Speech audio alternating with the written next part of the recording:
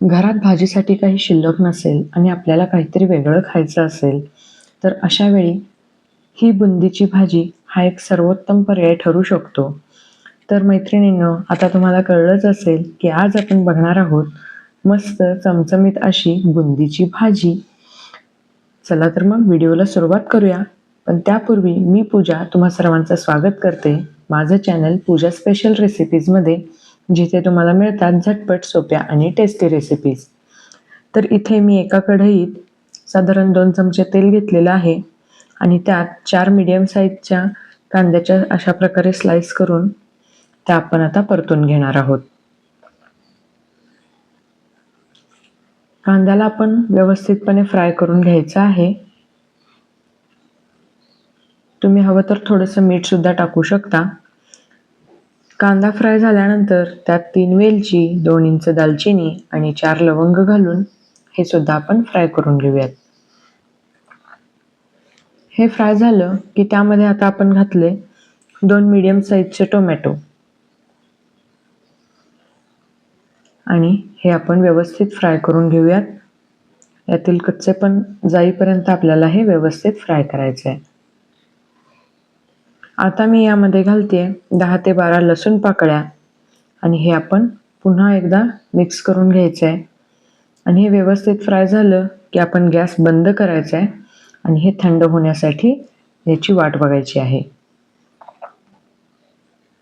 थंड झाल्यानंतर आपण एका मिक्सरच्या भांड्यामध्ये हे मिश्रण घालून याची प्युरी किंवा पेस्ट करून घ्यायची. यामुळे आपल्या या भाजीला चव खूप छान येते. आता मी त्याच कढईमध्ये पुन्हा थोडंसं तेल घेतले आणि तेल गरम झाल्यानंतर त्यात थोडं जिरं आणि पांढरे तीळ घातलेले आहेत. हे फ्राय झाले की आता आपण यामध्ये बाकीचे मसाले घालूया. त्यापैकी 1 चमचा काश्मीरी लाल तिखट, थोडीशी हळद हे घालून मी मिक्स करून घेते. आता हे मसाले जळू नयेत म्हणून अगदी मी थोडंसं इथे पाणी घातलेलं आहे. हे आपण मिक्स करायचं आहे आणि आता आपण यामध्ये घालायची आहे आपण तयार केलेली पेस्ट किंवा जी ग्रेव्ही आपण त्याला म्हणू शकतो. आणि हे सुद्धा आपण एकदा व्यवस्थित मिक्स करून घ्यायचं आहे. हे फ्राय होण्यासाठी साधारण 7 ते 8 मिनिटं इतका वेळ लागू शकतो. असंच परतत साईडला तेल सुटेपर्यंत आपल्याला हे फ्राय करायचं आहे. तुम्ही इथे बघू शकता ग्रेव्ही थोडीशी दाटसर झाली आहे आणि आता अगदी थोड्याच वेळात याला तेलही सुटायला लागेल. ही रेसिपी तुम्ही एकदा नक्की ट्राय करून बघा. जेव्हा घरात भाजीसाठी दुसरं काही नसतं आणि आपल्याला काहीतरी छान चटपटीत खावंसं वाटत असतं, त्यावेळी तुम्ही ही भाजी नक्की करू शकताय. आता साईडला तेल सुटले. आता मी यामध्ये थोडंसं पाणी घालते आणि आपल्याला जशी कन्सिस्टन्सी हवी आहे त्यानुसार आपण इथे पाणी ॲड करायचं आहे आणि हे व्यवस्थित एकदा मिक्स करून घ्यायचं आहे.